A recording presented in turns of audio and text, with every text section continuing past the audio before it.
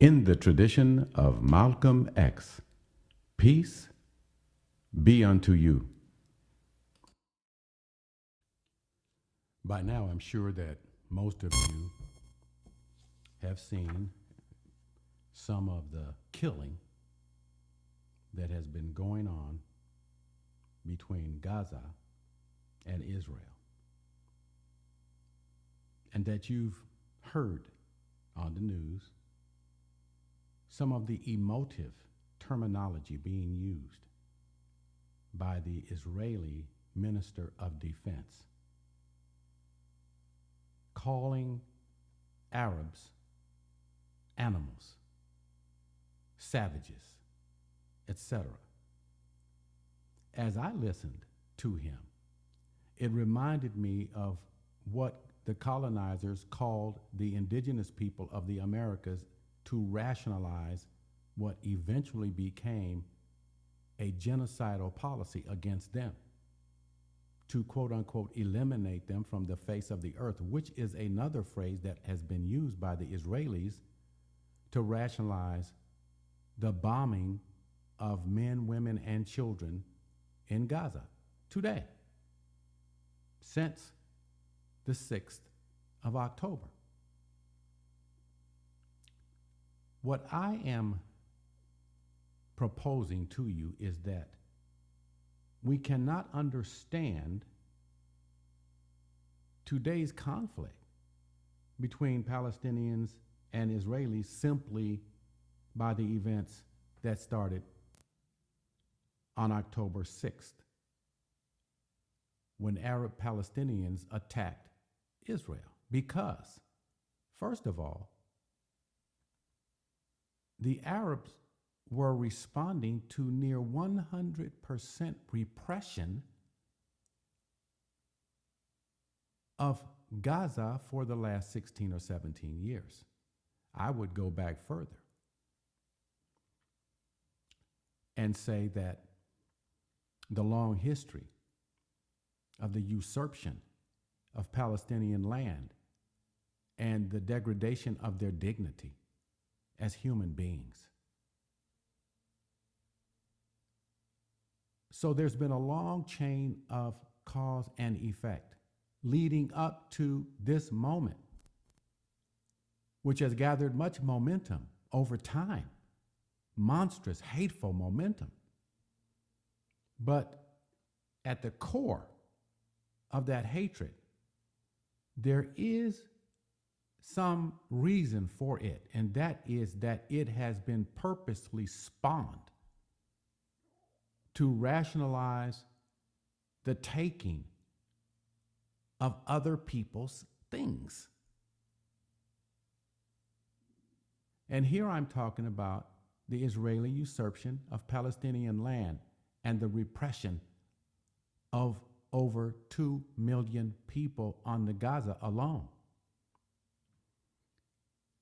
If you want to really dig deeper into the psychology and the political motives of this activity, this conflict, this hatred, this mutual hatred, you got to go back a little bit, and I'm not going to go into detail, but you've got to go back a little bit into history, because I said there's a long chain of cause and effect. You want to get to the prime cause? You got to go back in history.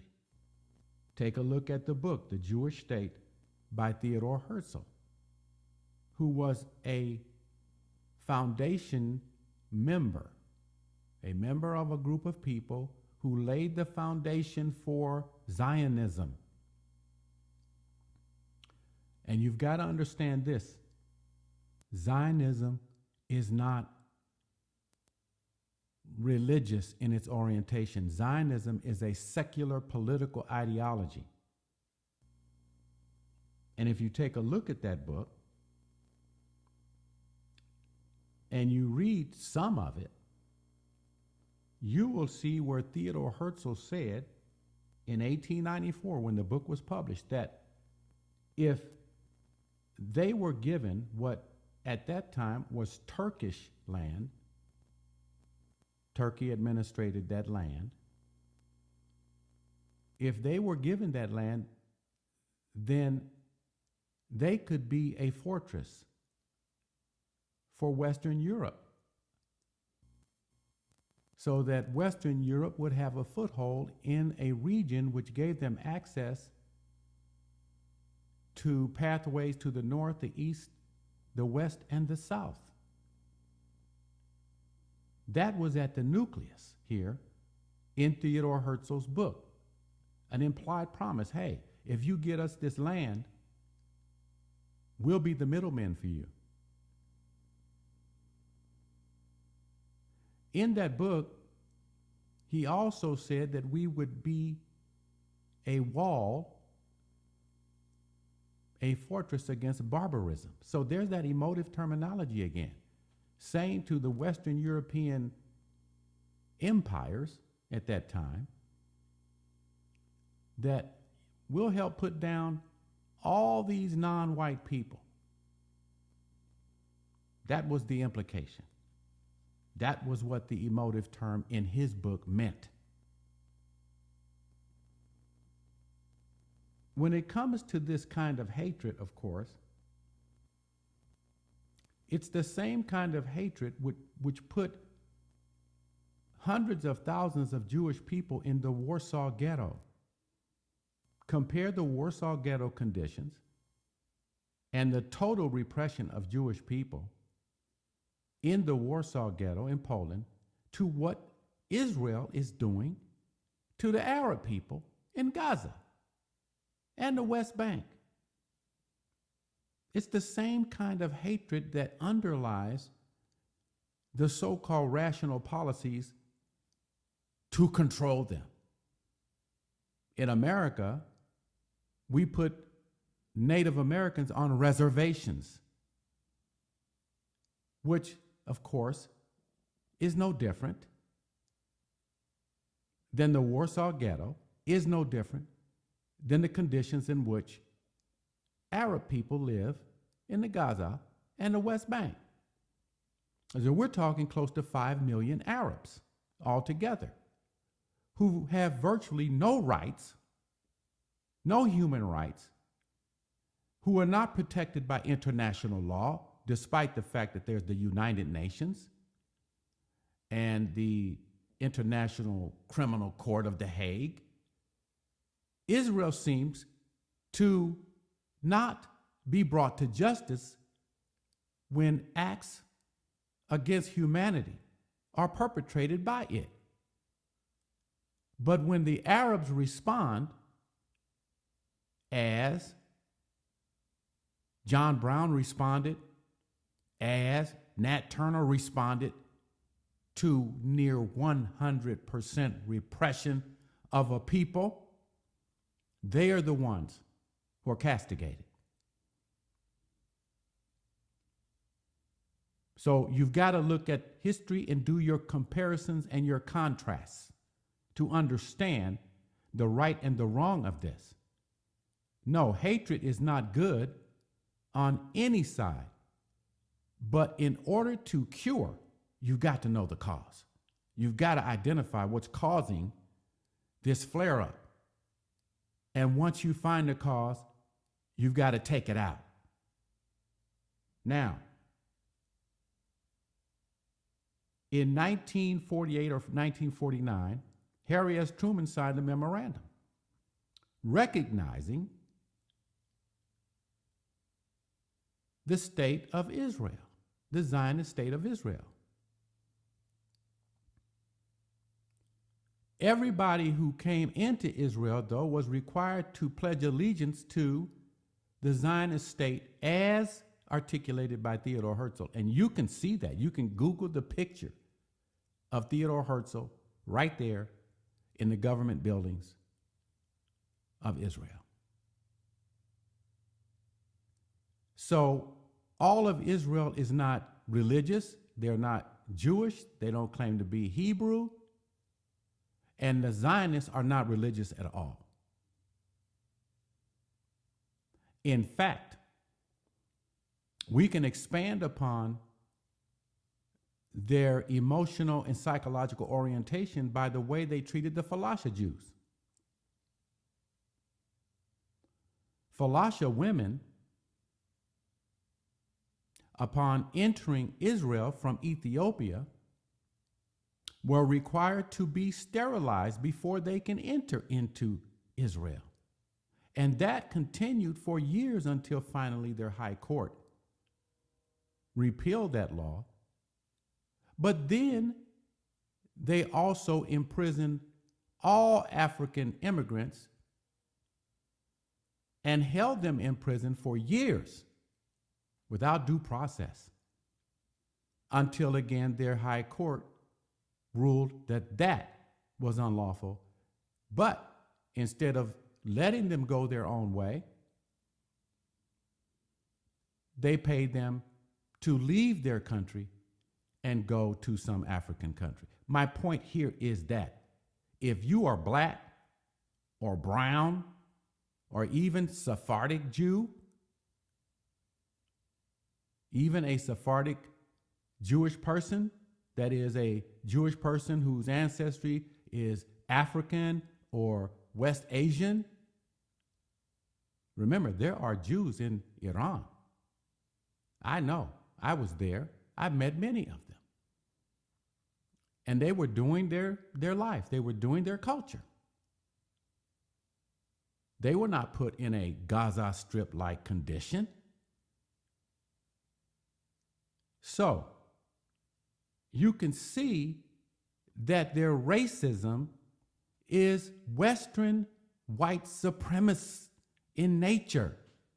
I am not surprised at all that the leader of India, Modi, immediately recognized Israel's plans to eliminate Gaza from the face of the earth.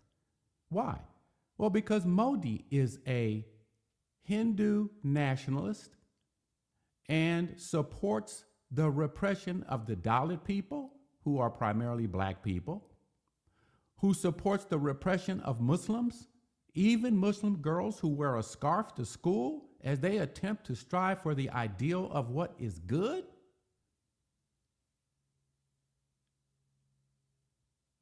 And Christians. It is common for Jewish people in Israel to spit on Christians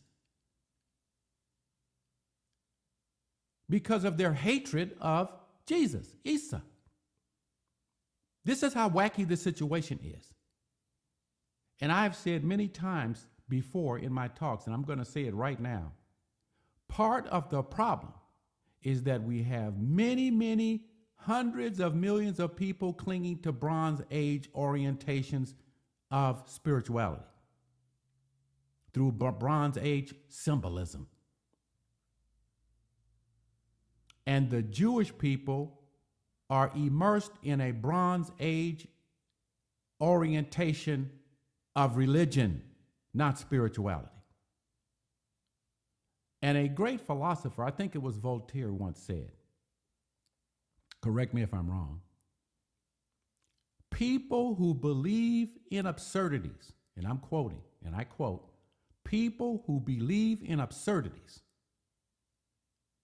are more likely to create atrocities, end quote. That's what you're looking at right now.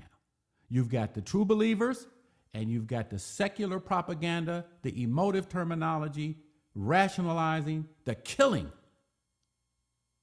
of men, women, and children, which, by the way, is a violation of international law, but nobody has blown the whistle on Israel. But let me tell you something. Israel does not get a free pass. There is a higher power. You better believe it. There is a higher power. There is a higher government. And I'm going to tell you something else without getting deeply into it. There are administrators. There are agents of that higher government that are active in the world. And everyone responsible for this happening between Gaza and Israel now and going back over 100 years and everywhere else on earth will be brought to a higher level of justice. They will be brought to perfect justice.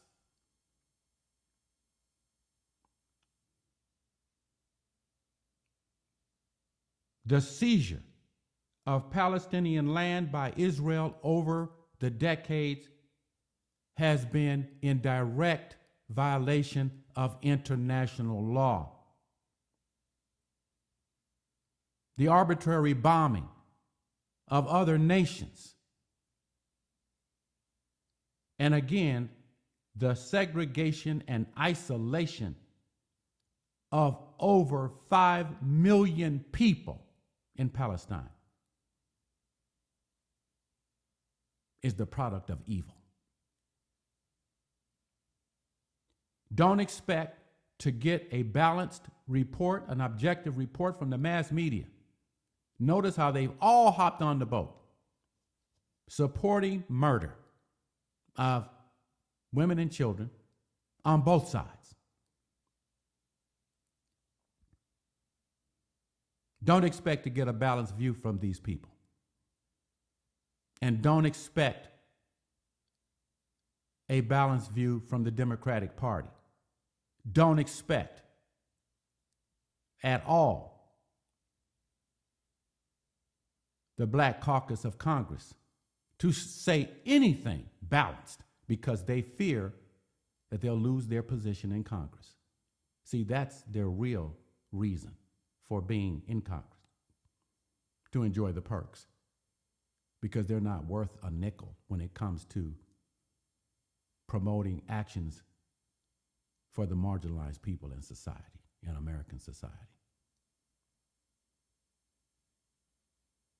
So let's face it, pure hatred is the thread that runs through the history of Israeli and Palestinian conflict, but driving that hatred is the propaganda and the greed for Palestinian land that has been an ongoing process for over 100 years.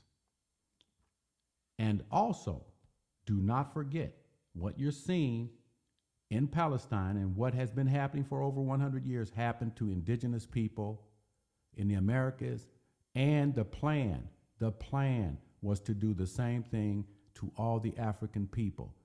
But there were just so many African people, they just couldn't get away with it.